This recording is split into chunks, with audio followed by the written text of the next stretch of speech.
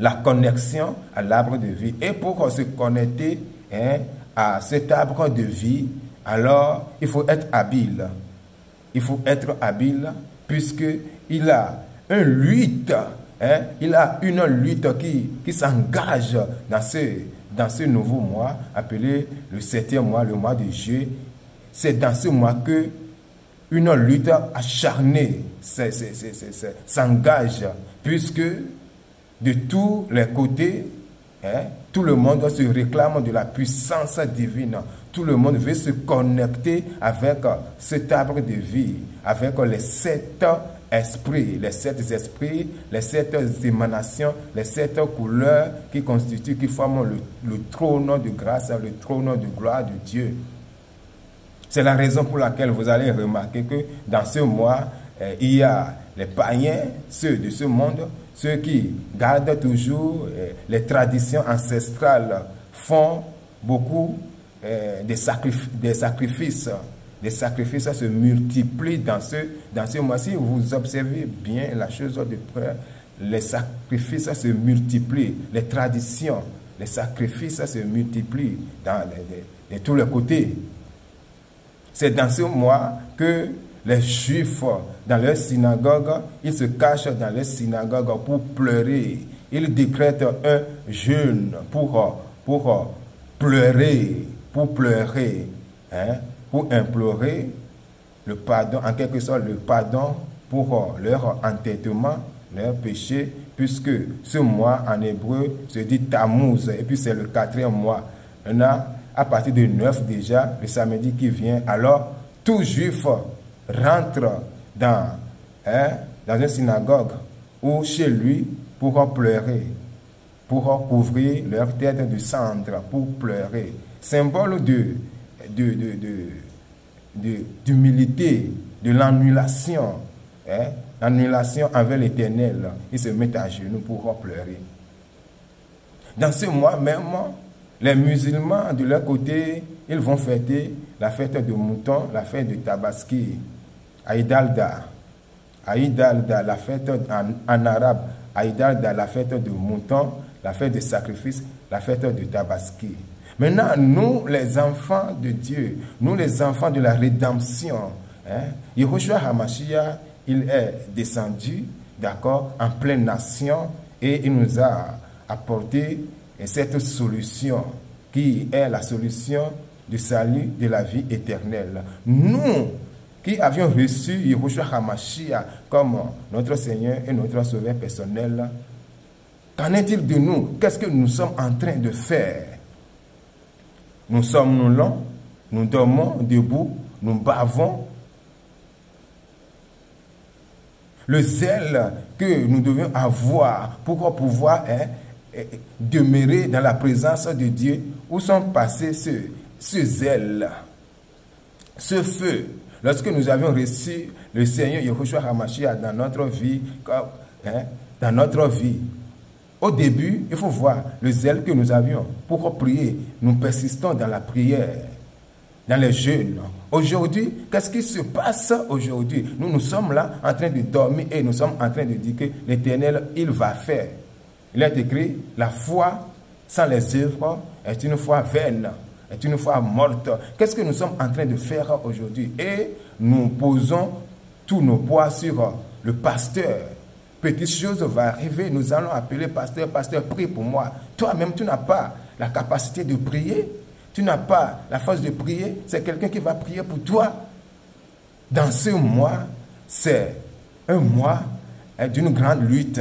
C'est un mois que nous devons se connecter à l'arbre de vie, c'est-à-dire à ces 7 esprits de Dieu, à ces 7 émanations, à ces 7 serviteurs, puisque nous sommes, l'homme est constitué de 3 dimensions, esprit, âme et corps. Maintenant, esprit, âme et corps que nous sommes, hommes que nous sommes, nous devons se connecter avec ces 7 séphirotes, ces 7 sphères de l'Éternel, ces 7 serviteurs.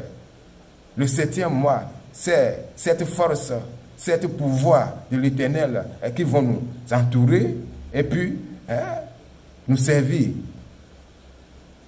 Et ça va faire 3, que nous sommes 3 plus 7, ça fait 10. Voilà les 10 dimensions, les 10 émanations, les 10 sphères, les 10 séphirotes. Les Hébreux disent les 10 séphirotes, ce qui forme l'arbre de vie. Ce qui constitue l'arbre de vie.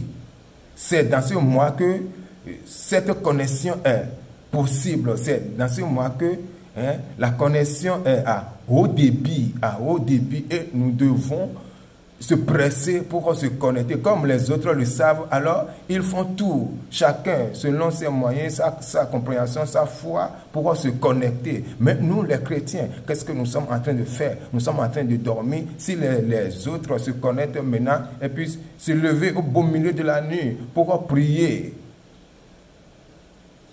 nous, au moment qu'ils prient, au moment qu'ils jeûnent, nous sommes en train de dormir.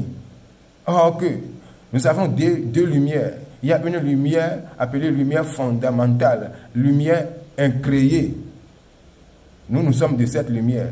Il y a deuxième lumière appelée lumière éphémère. Éphémère, ça va passer.